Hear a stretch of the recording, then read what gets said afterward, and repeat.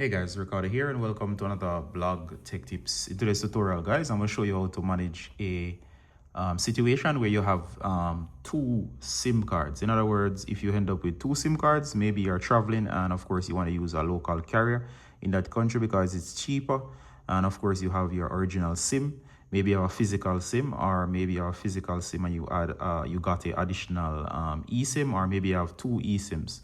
All right, so all of these devices, at best they can either support one SIM, and of course there's the option where you can have like two eSIMs and you can have various combinations. So you can have eSIM, physical SIM, or simply straight eSIMs.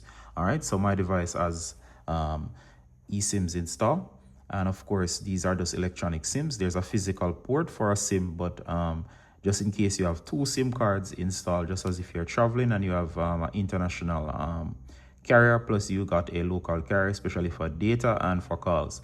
All right, so this is going to show you how to manage it. The device is able to do both, so this is what you do. So you're going to swipe once both are activated or added. You're going to go and swipe down.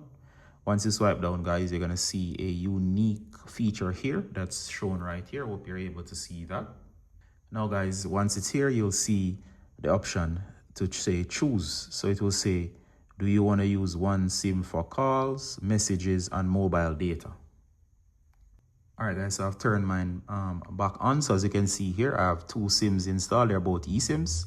Now, the fun thing is that you can customize your eSIMs. So you can actually go into settings, you can go to SIM manager, and of course you can tap on any of the SIMs and you can change the icon. So they're easier to identify and you can name them. So I've named mine eSIM 1 and eSIM 2. So eSIM 1 is my main SIM. And here I have for calls, I have eSIM 1 selected.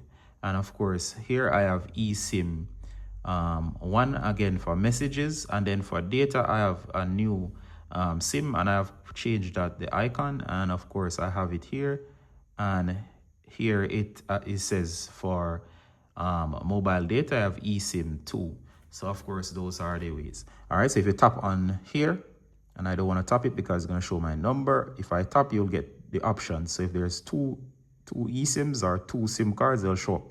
So tap here and you can select which one you want to use for calls, which one you want to use for messages, and which one you want to use as well for data. You can even go into settings, connections, SIM manager, and you can have, while you're using SIM 2 for data, you can also fall back to SIM 1 in case the data expires or is finished on SIM 2.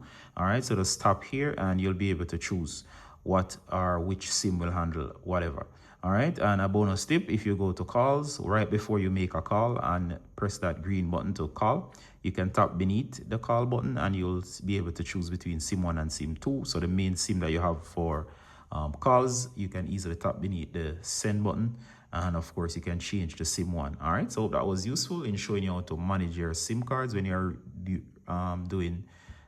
running two eSIMs or two SIM cards in the same device. All right, so the S26 Ultra is quite capable of running multiple SIM cards, and of course with eSIMs you are not limited to the one physical slot. This is a normal variant, but with eSIMs it acts almost as like how a dual SIM would work, and this is not a dual SIM. All right, so hope that was explained clearly, and hope you enjoyed that one, and see you in the next one guys. Bye.